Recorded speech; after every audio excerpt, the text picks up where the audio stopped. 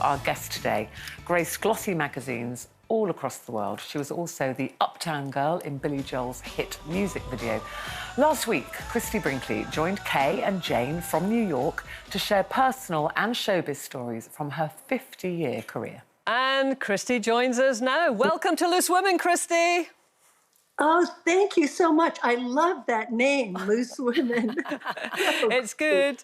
Once said, never forgotten, that's for sure. Well, listen, I love the name of your book, which is Uptown Girl. I mean, instantly, I hope you don't mind me saying, you're going to go to Billy Joel, which, of course, was your second husband, but you describe as the love of your life still.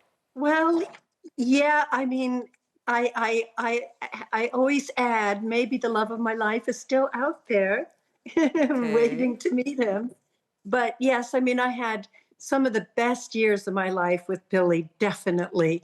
It was just so exciting and amazing. We never took anything for granted. Like, we could not believe the world that we were experiencing. You know, it was incredible. It was like touring and the best hotels. Well, not in the beginning. In the beginning, it was a van and motels. But then at a certain point, it was, you know, the fanciest hotels in Europe with those great European bathrooms. And we just never took it for granted.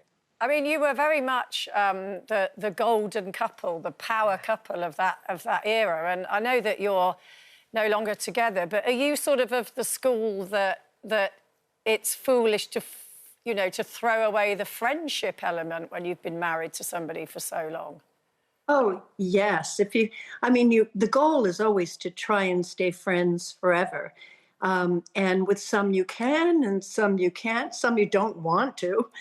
But with Billy, definitely, when I first met him, I knew I wanted to be friends with him forever. And luckily, that's what we are. So in that, are there any regrets that you weren't married forever?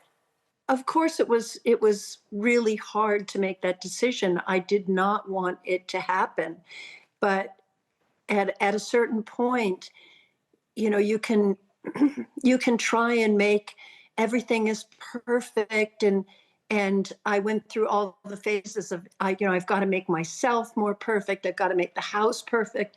I've got to do all of that stuff. And then I went through the phase of, let's get him help for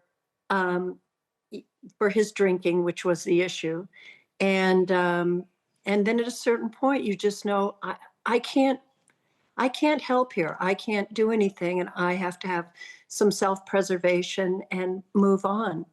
And it was not an easy decision, and it wasn't one that I took lightly, but it was one that I had to do at that point.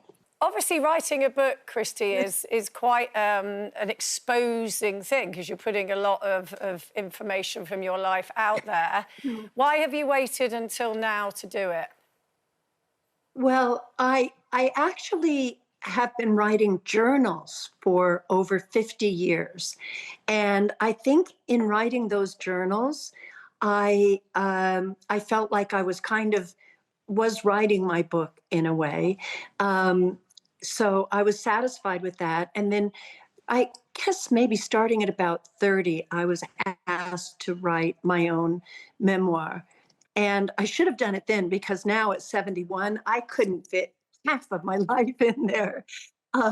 But I threw in there stories that I thought people would be able to relate to, or think were funny, or that they'd read versions of it in the press, and I would give them the full story, that kind of thing. So,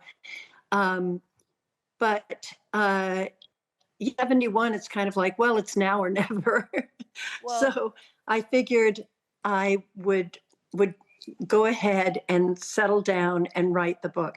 My dad always used to say to me, if you don't do anything else, write about your Parisian years, because it was so romantic. You know, it was just such a beautiful time. And so I thought, well, maybe I'll do that. Maybe I'll just write about Paris and falling in love there and starting to model and all of that. And but then I also started thinking about some of my divorces and how kind of hilarious some of them were. But and that they could really be like a Nancy Meyers movie. There are all those wonderful times in it, but you do also go to more difficult times, and you mentioned your dad there. When you say your dad, you had a stepdad and you had your dad, and a difficult relationship, yeah? Well, I had my biological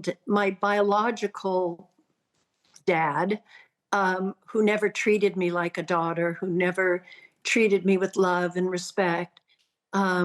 He was awful to me. And then I stumbled upon my dad, who raised me, who loved me, who became in my real dad. And he ended up adopting me. And it's a beautiful story. And he swept in and turned my little black and white movie of my life until I was about 8 years old. And then at 8 years old, Don Brinkley came into our lives, and it became a widescreen, full Technicolor movie, like just amazing, the life that he gave us. He just opened our eyes to adventures and beauty and culture, and he was incredible. And are you still open to romantic love? I mean, I would love to get swept off my feet, but it just hasn't happened. But you've clearly got lots of love in your life, lots of friends, your 3 children. You have a full life, Oh, yeah? yeah. Oh, yes, absolutely. My house is always bursting at the seams with, friends. And I have 3 kids. They all come home on the weekends, and they're all on their way here now. One is already home, 2 more on the way. And all bringing friends, and the house will be hopping. And yeah, lots of friends are calling in town. So there's always stuff to do. There's always lots of action. Yeah. Well, listen, if you're ever over this way, this side of the pond, do come and see us, Christie. We would absolutely love you to be here in the Loose Women studio. You'd be a loose woman for the day. Oh, I would love that. Well, we would love that too. Thank you so much, Christie. And I have to say, the book, Christie Brinkley's memoir, Uptown Girl, is out now. Oh, she is absolutely lovely. Since that interview, it's been announced that Billy Joel has been diagnosed with a brain condition that affects his hearing, vision and balance. Christie has since said, "Dear Billy, the whole Brinkley gang is sending you lots of love and good wishes for a full and speedy recovery. You turn an arena of strangers into a room full of friends. Please take good care of yourself. We all want you back in that spotlight. You're our piano man. We love you." Aww.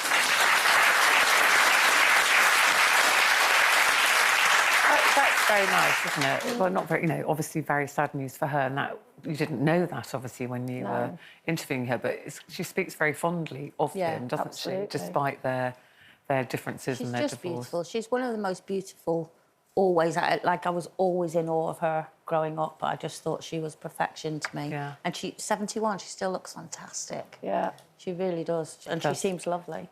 Yeah. Well, thank you very much, Christie. And as Kay said, anytime you're here, come and join us on Loose Women.